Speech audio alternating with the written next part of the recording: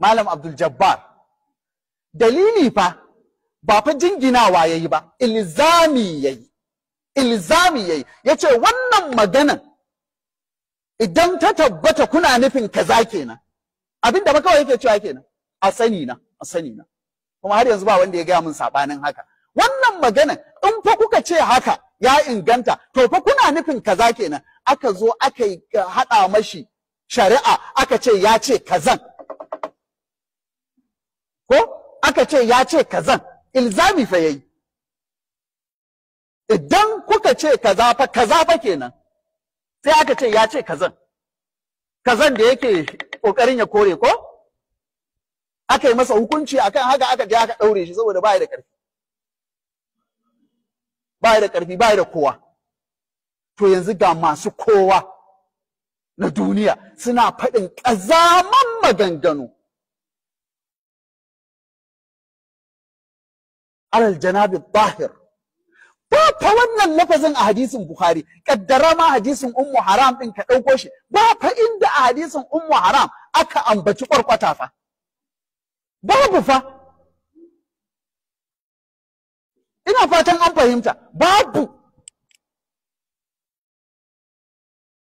Shi yasa al-Imam Zarqani yace ba ma dalilin aslan kawo kwarkwata cikin maganar. Ana fardi duka abin da zaka faɗa. Hadisi fa bai ambata ba.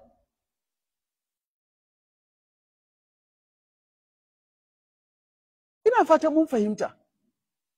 Ba na son shiga cikin tafasil hadisin i'tiqadi na Ummu Haram muharramar manzon Allah ce sallallahu alaihi wa alihi wasallam. Taqidu zalika. Ina fatan mun fahimta.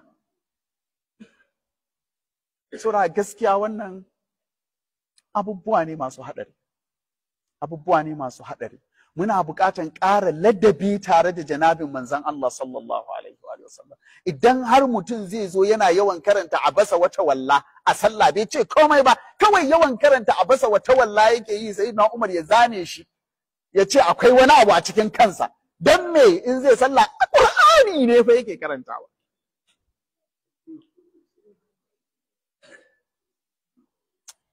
Muna buƙatar ƙara komawa zuwa ga adabu ta'amul ma'al janabin nabawi.